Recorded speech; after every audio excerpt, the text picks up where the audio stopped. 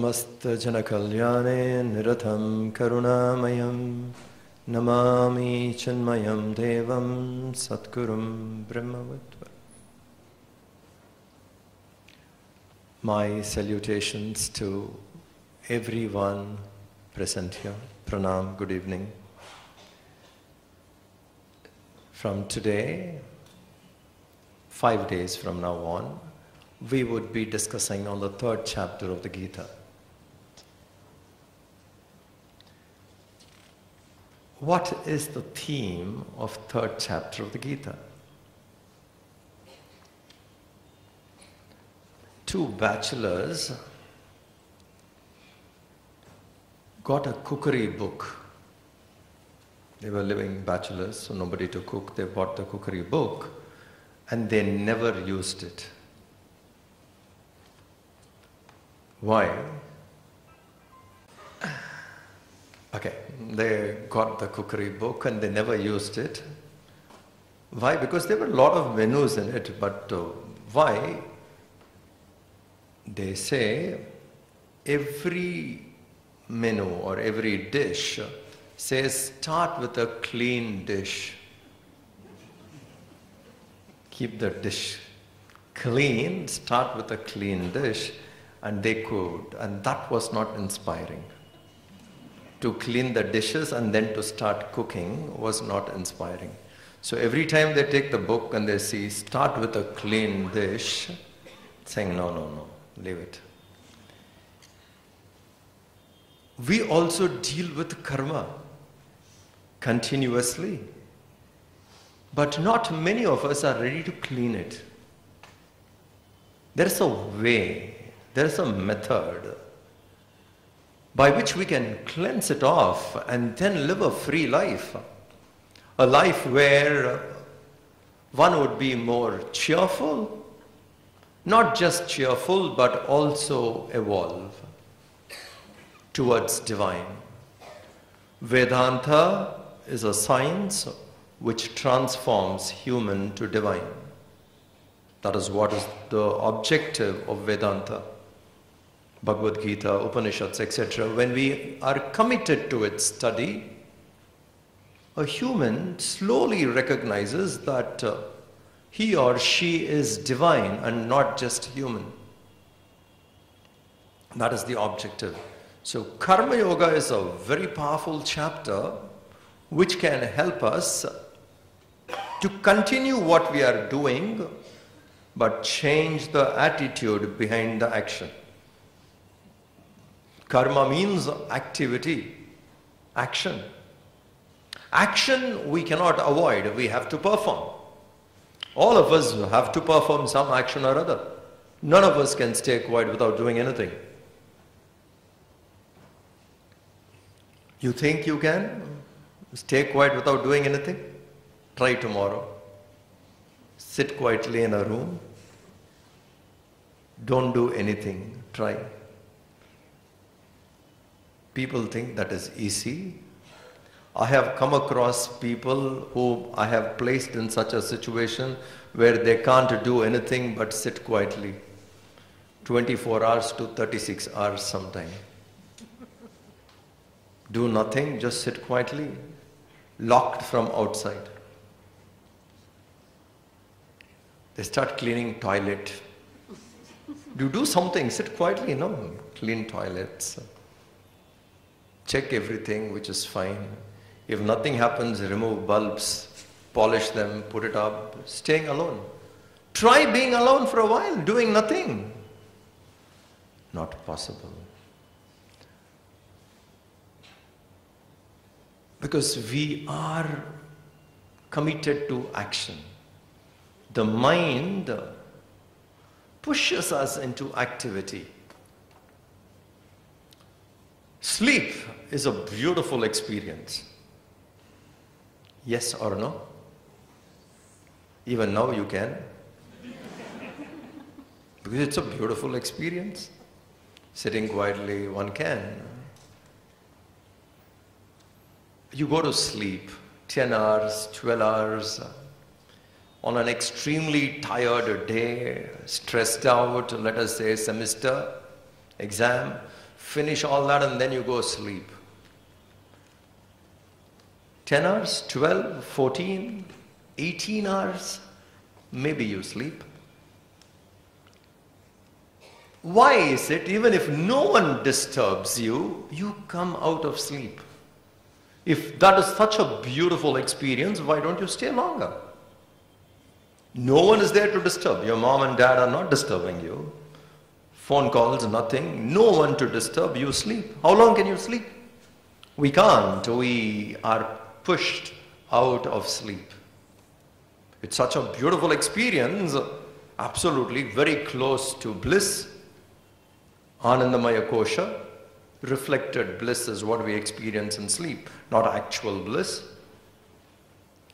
Very close to it, and such a lovely experience. Why don't we extend it? Take it further? No, we cannot. We are pushed out of sleep. What is that which pushes you out of sleep? Not external forces. Nobody to disturb. Everything is fine. From inside we are pushed out of sleep. What is that force which pushes us out of sleep? The desires which we have needs an exposure. They have to come out and exhaust. It can't stay there. We have to bring it out. This is what happens. So when there is desire, we cannot but act. Some action or other, we cannot but act, have to go and do something. Now this chapter is so brilliant because it doesn't tell you to drop activity. Generally people misunderstand. This third chapter is very, very important that way because many people think, particularly young generation, when you go and talk to them, you say something about spirituality, their first thought is, you will tell us to drop activity. You will ask us to sit quietly in a place. No. That's a wrong notion. That is not spirituality. That is for a kind of people who have prepared themselves, who can do it. It is a different thing. For those who are not ready for it, and they have to do something, then action we cannot avoid, but we can maintain a right attitude behind the action. It is the attitude which is behind the action which is very important. Karma Yoga trains us to do that. From today, next 4 days, that is up to 23rd, 5 days from today, we would be dealing with this chapter which would tell us to have the right attitude behind the action, which is a science by itself. Once we get there, get the right attitude behind the action, we start cleaning. All that which was accumulated also gets washed off. More lighter a person becomes. The burden of karma slowly drops off. And future karma we never create after that. That's the most beautiful thing of third chapter. It guides us to live a life by which we will not be creating the karmas in the future. Today, ignorantly, if I act, I create. Every action has its own result. In Ramayana, this is very symbolically pointed out. People have read beautiful meaning into it now. The fight between Vali and Sugriva. Vali chases Sugriva. They fought, and Sugriva has to run from one place to another. Wherever Sugriva went, Vali chased him. Wherever he went, he was running from one place to another. That's why when Ram meets Sugriva and asks him, I need to find Sita, how much of help can you do? And Sugriva describes the topography of that place. Not just that, mountains and seas ahead. He went to all these places. Why? Because Vali was chasing him continuously. But there is one place Sugriva goes and rests. And that place Vali cannot go. There was a curse that if Vali goes there, Vali will die. And somehow Sugriva got to know about that place. And it is in this place Vali cannot have access to me. And he went and stood. And that place is called Rishyamukh Parvat. Rishyamukh mountain. You see the name of the mountain, Rishi Mukha, facing the mouth of the Rishi. Knowledge, wisdom, satsang, basically. What comes out from the mouth of a Rishi? When teachers come and teach us, what do we gain? We gain knowledge. That is satsang. So in satsang is the only place Vali cannot go. Karma phala runs behind the karma everywhere. You understand? When we do an action, the result of that action comes with us wherever we go. And the only place it doesn't have access is satsang. Once we are in satsang, we understand the dynamics of karma. We understand what is the right attitude we should have for performing an action. Then the result of that action does not chase us. Satsang is the only place karma cannot come. All other places it chases. So wherever Vali, wherever Sugriva went, Vali was chasing him, except in the mountain Rishyamukh. So here we learn that technique. Action we cannot avoid. Sitting quietly is out of question. We need to do something. Let us continue to do what we are doing, but by changing the attitude behind the action. This chapter deals with this as the theme. And this is what we would be discussing. For few people here who would be absolutely new to the subject, Bhagavad-Gita is a dialogue between Krishna and Arjuna. Arjuna was quite confused. He was not very sure how to take on with life while facing challenges. His wisdom let him down. The knowledge, the information he gathered let him down when he was facing a challenge. And this can happen to many people. We have information while facing the challenge. When we are there face to face to deal with it, at that time, that information what we have can let us down. And that's what happened to Arjuna. He knew everything about warfare, etc. But when he had to face a very difficult situation, which is not easy for many people to deal with, and Arjuna was standing there, found it extremely difficult. And he collapsed psychologically. It's difficult to punish someone you love, isn't it? Someone whom you care, you love, maybe for the good of that person you can punish.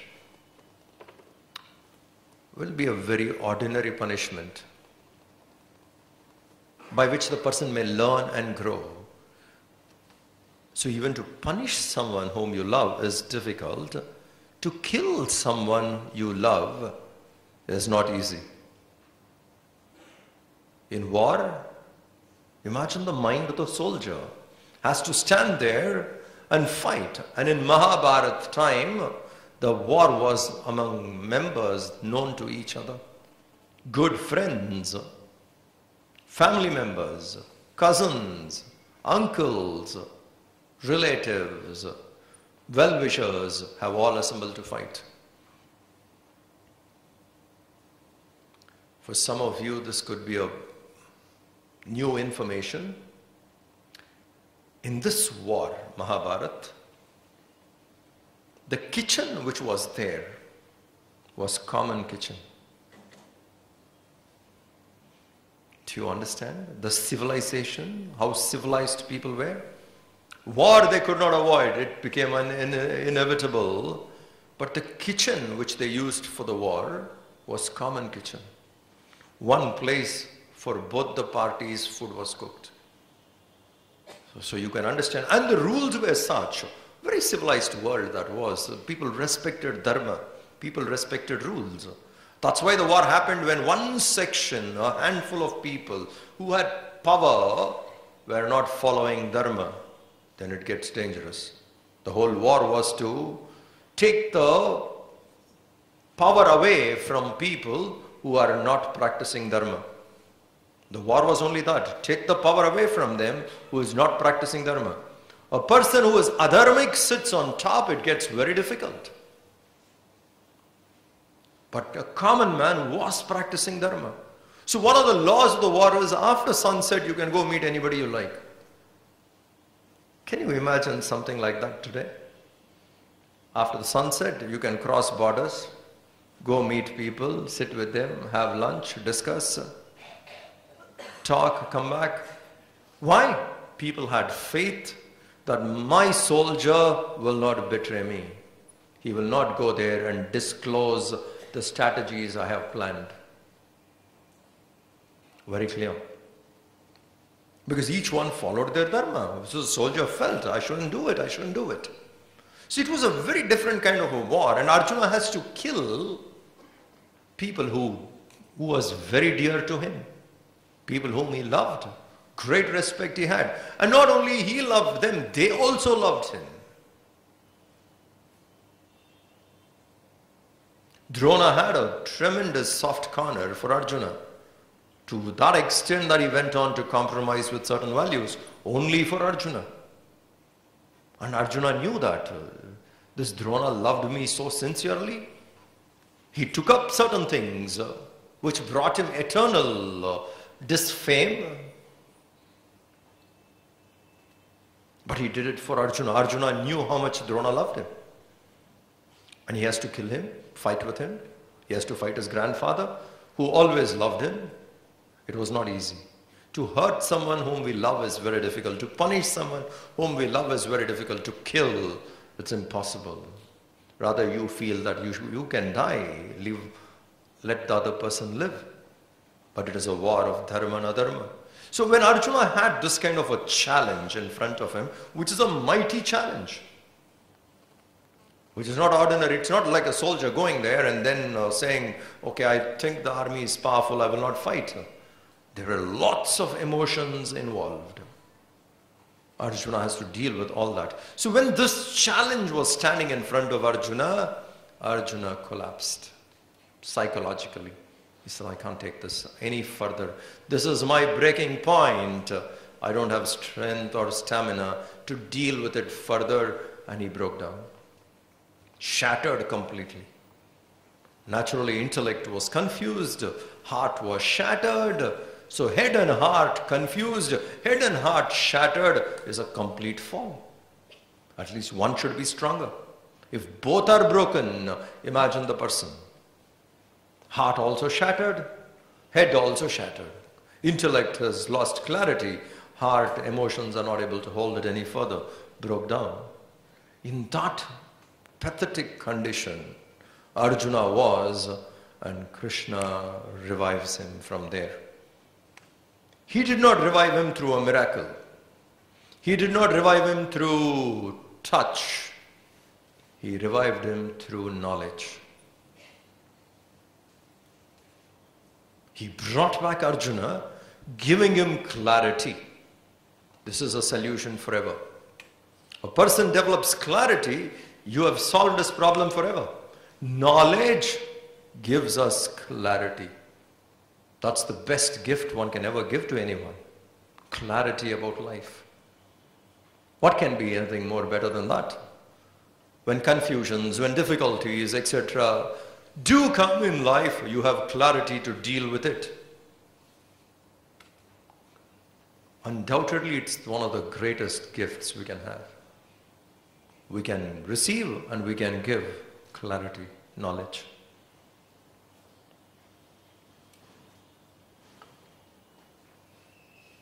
So Krishna gave him this knowledge by which Arjuna understood, got clarity, recovered completely and took up to his duty what he has to do. Before the war, Arjuna went into the war into the battlefield, but was with confusion. And he was scared also of the repercussions of his actions. But once Krishna gave him the knowledge, Arjuna entered the war field. Same war, same weapons, same enemy. He has to fight, but his mind was completely different. And those actions never bound Arjuna. So the third chapter is a theme which teaches us how to act correctly, take proactive steps in life, and move on that way without karma hanging on. So we will now see. The third chapter opens with Arjuna's questions. Arjuna questions Krishna, and this is something which is very, very remarkable in Hindu culture. In our culture, you have the freedom to ask questions. No thought, no dogma, no commandment would be forced into you. As student, we have all the authority to ask the teacher questions. We have the right to ask questions. We have to clarify, and that freedom is there. It's not something which is forced. You find it something difficult to accept, the student can ask. How is it? Is it right? I don't see it correctly. Can you explain? I don't agree with this point. That freedom is given. Not many people in the world cherish this freedom. Not many people understand how beautiful is this freedom. When you have the freedom to question, only then we can get clarity and growth. So here Arjuna has that freedom. He puts up stops Krishna as Krishna was talking, says, I need to clarify something. That's how the third chapter begins. The first two verses would be Arjuna's question. We shall chant now. You please repeat. We'll take two slokas together. Arjuna uvacha Jayasi chet karmanaste Mata buddhir janardana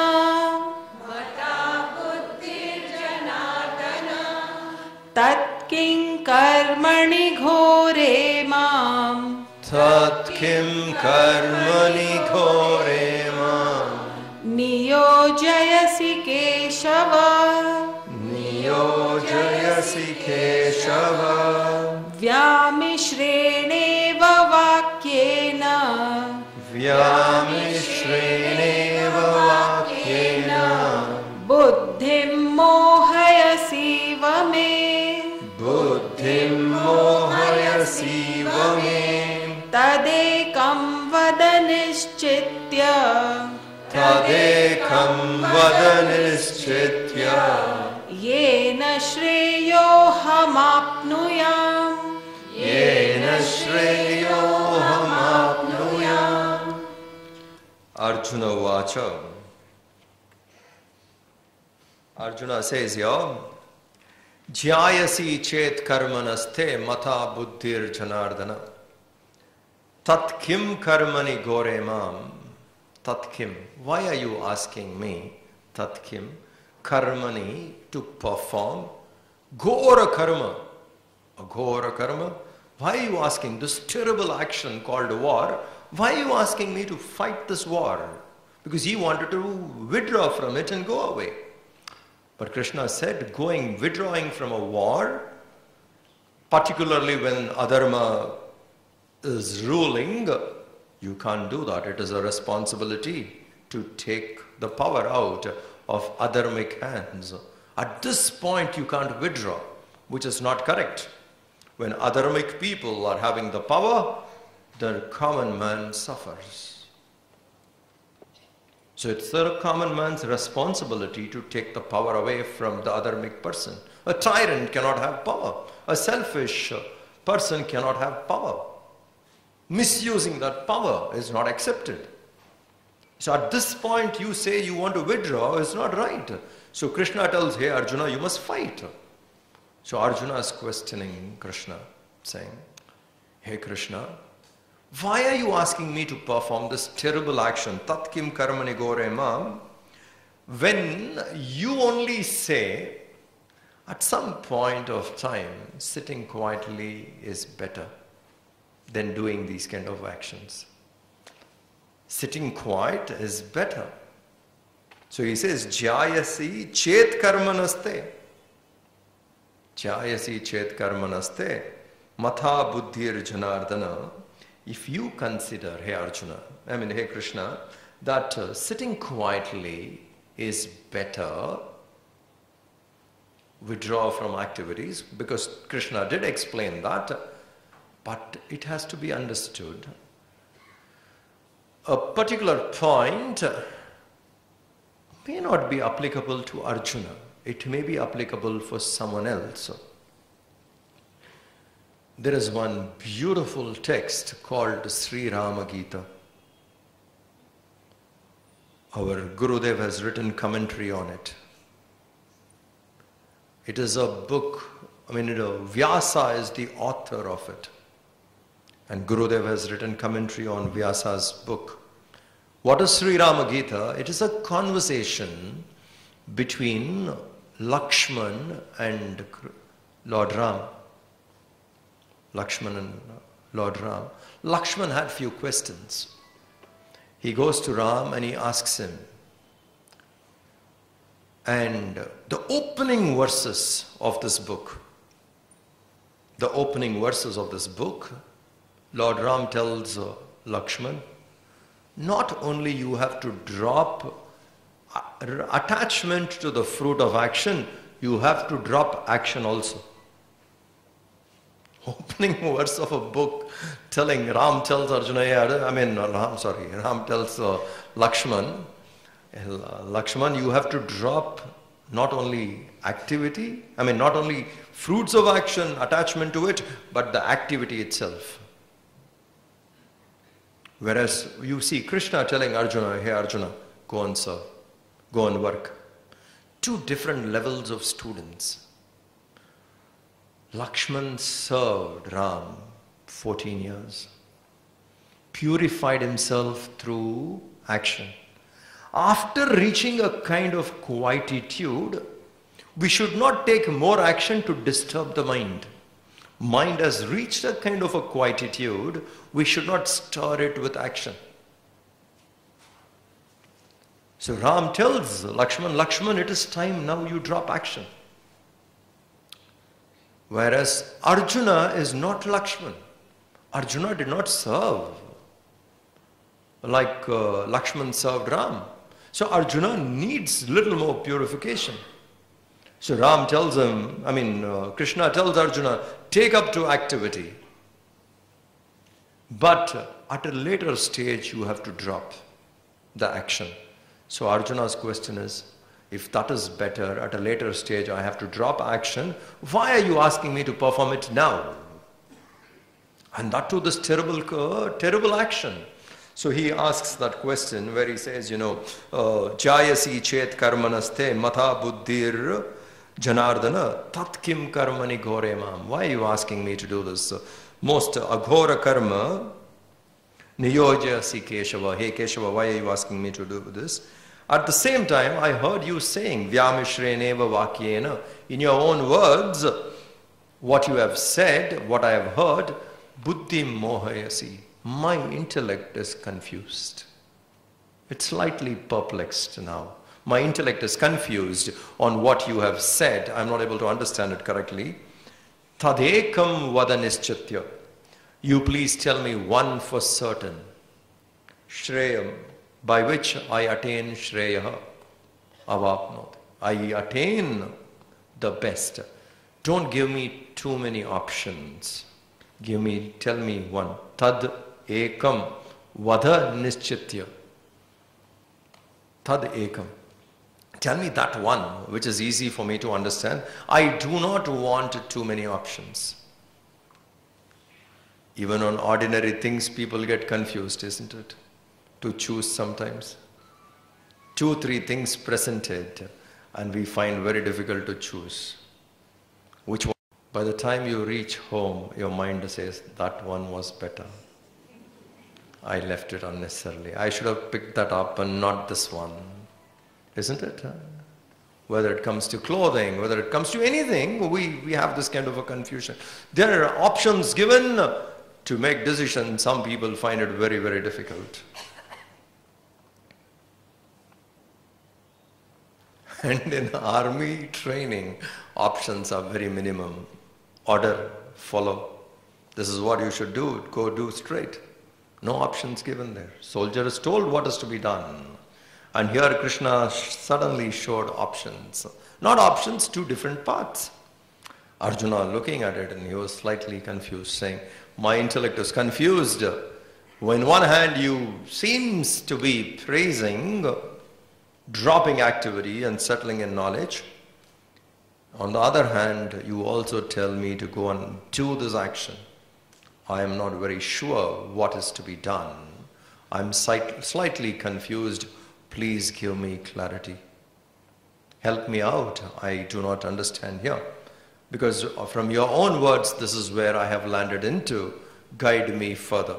This is what Arjuna requests. He opens the 3rd chapter, starts with Arjuna's question. Arjuna puts his questions very clearly. You tell me definitely that one pursuit among the two, which I should take and which will do good for me. Don't give me too many options. Tell me that one straight thing I take up and which can do good for me. This is how Arjuna places his question and Krishna answers. We shall see them now. Yeah.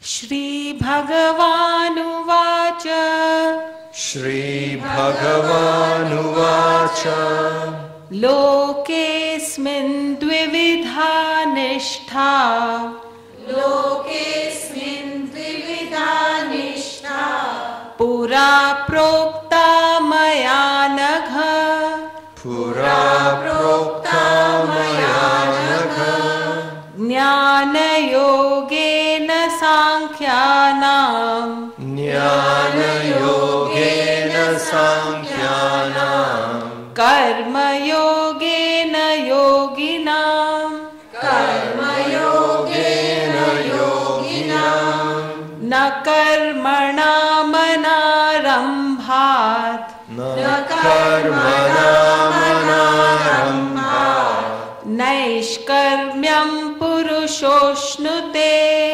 Naishkarmyam purushoshnute Nacha sanyasana deva Nacha sanyasana deva Siddhim samadhigacchati Siddhim samadhigacchati Nahi kaschit shanamapi Nahi kaschit shanamapi Jatu tishthatya karma krita Jatu tishtatya karma krita Karyate hyavashah karma Karyate yavashak karma Sarvah prakriti jair gunaihi Sarva prakriti jair gunaihi Karmendriyani sanyamya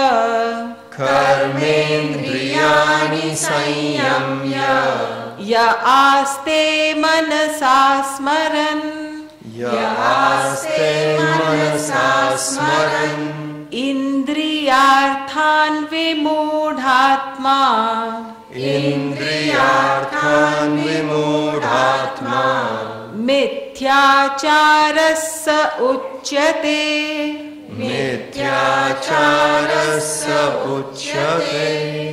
Sri Bhagavanuvacha, Sri Krishna tells you, Lokesmin dvivida nishtaha pura prokta mayanagha Jnana yogena sankhyanam karma yogena yoginam. Krishna agrees. He says, he looks at Arjuna and saying, yes, you are right. I did mention, O pure Arjuna, anagha, pure, sinless, a person whose mind has lost agitation. Anagha means a person who is not, who is moved out of sin. Lokesmin dvivida nishtaha. O sinless Arjuna, asmin loke, in this world, dvivida nishtaha. There are two paths, definitely. Two disciplines, prokta maya. I have told you about it. In fact, I was trying to initiate you into these two disciplines. Pura, long before, also this was practiced. Sankhyanam, the path of Sankhya, is for the more matured minds, and the path of karma are for the minds who are now eager to reach. Karma. Jnana yogena and karma yogena, there are these ways, there are two paths. First, to sit quietly is not easy. So that's number one. All cannot sit quietly. We go there and we try to sit quietly for a while, mind gets agitated. Then what is the way? And if that is the only way, what will happen to us? Please think. Sit quietly and meditate is the only way. How many of us can meditate? If we think breathing is meditation, sorry, that all of us can do. Because breathing goes on and we regulate that. And if that is claimed as meditation, not from the standards of Bhagavad-Gita, that is not seen as meditation. And today meditation are, all kinds of things have come into these two terms, meditation and yoga. I have yet to find another word which is being more abused than these two.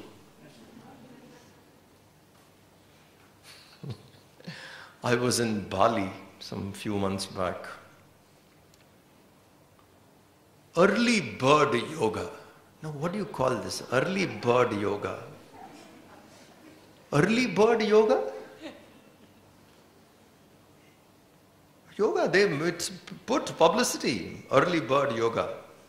Anything, eating yoga, writing yoga, anything, all yoga. Just say whatever you want, yoga. Early bird yoga. Early bird? Patanjali would be twisting in his graves. Early bird yoga. Yoga and meditation also. For anything and everything this term is being used. It's not easy to sit quietly, to drop activity and stay quiet. That's for those who have prepared themselves well. Like Arjuna who served, it was a different take altogether for him. Lakshmana who served, for him to drop activity was a very different issue. For someone who is not ready, it is not possible. In fact, our scriptures show very clearly. There's one Upanishad called Prashna Upanishad, where 6 students go to the teacher and they say, I have a question. Each one has one question. And the teacher looks at them and saying, go do some work for a year. After that you come and ask me. If I know, I shall answer. You are welcome. Stay in my ashram. But there is work. Go do this work. Cattle, farming, take care of all that for 1 year. And then you ask, see the humility of the teacher, if I know, I will answer. So your question has to wait for 1 year. Because it's easy to question, but to understand the answer, the mind should be ready. It's so easy to ask questions, isn't it? Imagine, everybody can ask questions, 100 questions, but to understand the answer, there should be depth. So it's not easy that way for someone to say, and just imagine this is the only path. Meditation is the only path. Everyone sit quietly. How many of us can? We will rebel in union against spirituality if that is the only path. A war against spirituality. What? Too much. It is suppressing me. I can't sit quietly. How can there be only one path? If it is only one book, read the same book again and again. How many times you read the same book again and again? If you have understood it once, second time probably you get a little more clarity because the content sometimes can make you reflect. third, fourth time, you know the verse, isn't it? What is the point reading? It can't be one book, because it's a science, and a science from finite to infinite. Can it be limited to one book? It's not easy. People will get bored.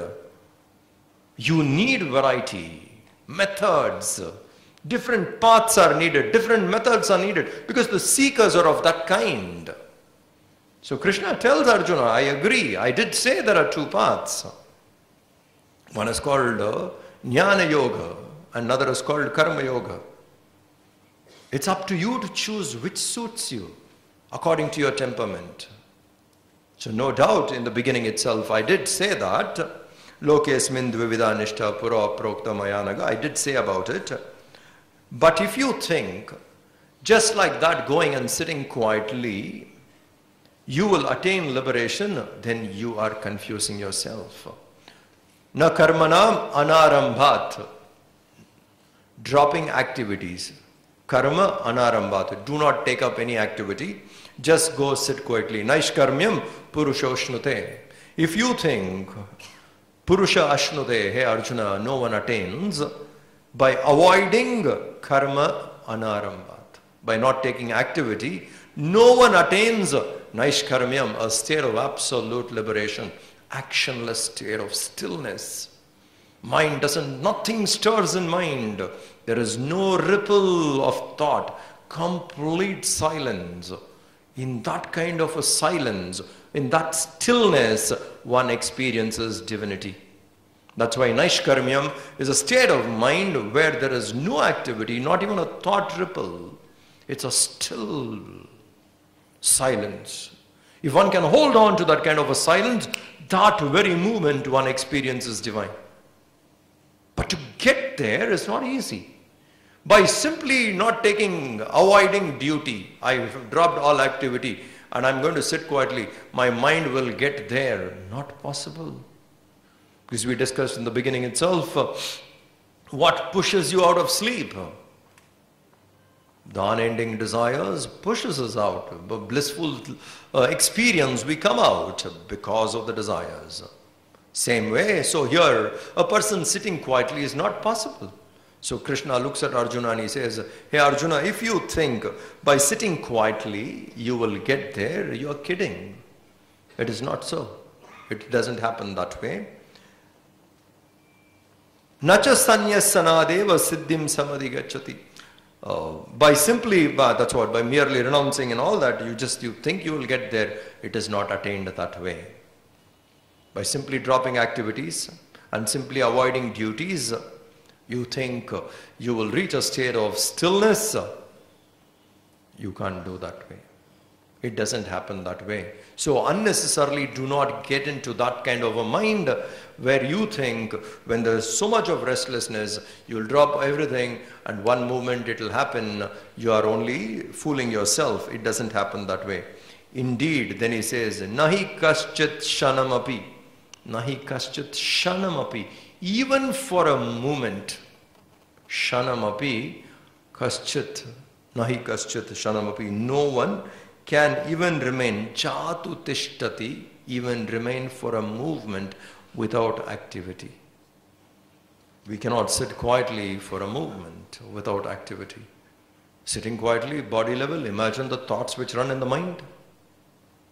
Body may not do much. The activity which goes in the mind.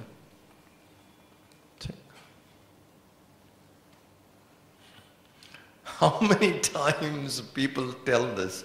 And that's a big joke actually. I was sitting in meditation and then this project came to my mind.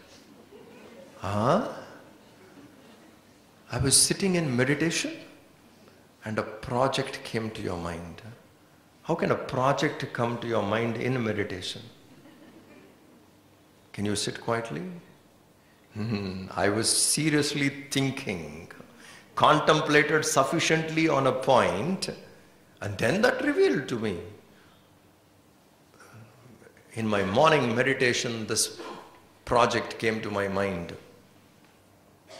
Don't use the word meditation. Morning prayers, I was praying, I was contemplating on something, and then it came, is fine. in my morning meditation. It's not possible. A contradiction, isn't it? Meditation is stillness. And a thought coming there is breaking the stillness. That means when I was non-meditative, a project came to my mind.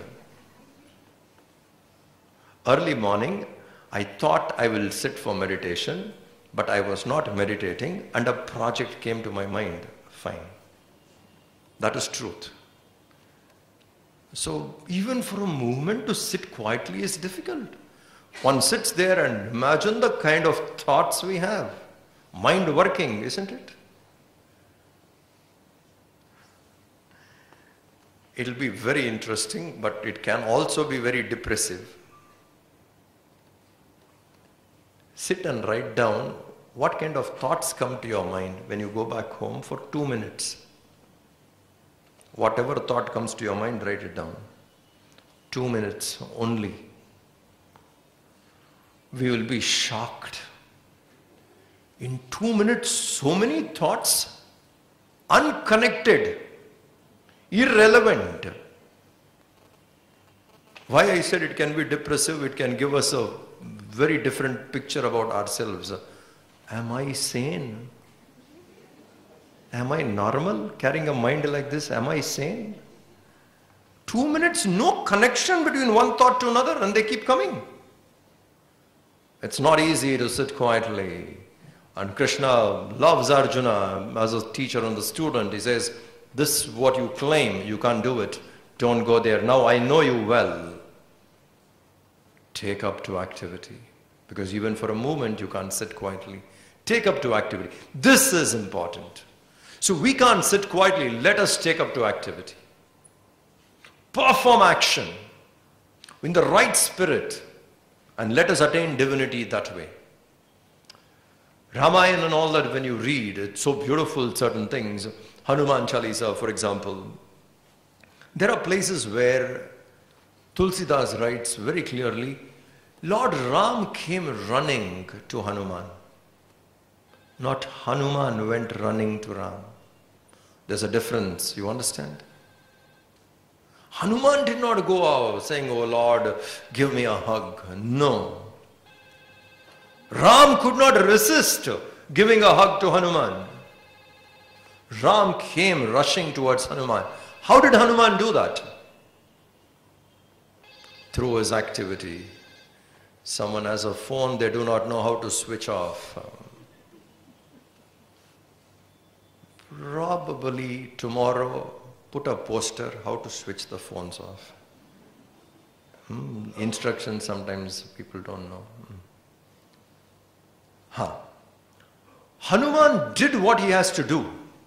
Whenever there was some work given to him, he went and did as best as he can. Brought out the best in that activity. Ram came to him. You understand? A different method altogether. Through action we can invoke divine. We can become divine through activity. So we can't sit quietly. We are bound to act. The mind is restless. It needs to act. Act in the world. Perform actions. But perform actions with that kind of a spirit which makes the divine come to us. So what should I do? Perform. Be proactive in life. But let us add things like sincerity to that action. Not one single action Hanuman did without being sincere. He was sincere. Now you see the mind and the action. He brought out the best in the action and also in the mind the person was sincere. This is for Ram. I shall do it. Go there and do. Sincere. Anyone who takes up to activity with sincerity and going out and giving your best, that action not only brings the best in you, it also brings the divine to you. Why? That action itself is dedicated. Ultimately, we dedicate that action. So take up to activity, dedicate that action, Bring sincerity and the best in the activity. Performing this, divine will come to us. You see the beautiful way, a beautiful path provided. If it is only meditation, how many of us even would qualify? Think. We won't even be in a position to do it. To wind up what we discussed, action we cannot avoid, we must perform. Point number 1. Perform it to your best. Be proactive. Perform it to your best. Be sincere in the mind in doing that action. What is expected from you, do it as best as you can. Your duty, perform as best as you can. Perform because that's the field the Lord has provided us. We are in a field of activity. Recognize the field where the Lord has placed us. Serve that field. So what is the field you are in? Your family, your duties to your members of your family, friends, the nation you belong to, different responsibilities we have, different duties we have. Where else do you think we can attain moksha? One day in Kedarnath I will attain moksha. One day I'll go to Vaishnav Devi and I'll be looking at Ma Durga there, Bhavani, and I'll attain moksha. Where do you think we can attain moksha? Where we are. Not that I go to some other place and there I do it. No, we do it where we are. So this is the field which you have. You are a player in this field. Perform actions there with the right attitude. Divinity will come to us. How and how to move further with this topic so that we intensify this kind of an invocation through activity, we will take up tomorrow. 7 o'clock, evening. Evening 7 o'clock we start our talks, and in the morning we have a very rare text, Ashtavakra Geeta. It's a beautiful text. Gurudev has written commentaries on it, and that would be in the morning 7 to 8 in Prem Puri Ashram. Okay. Those who are interested, most welcome. Yeah.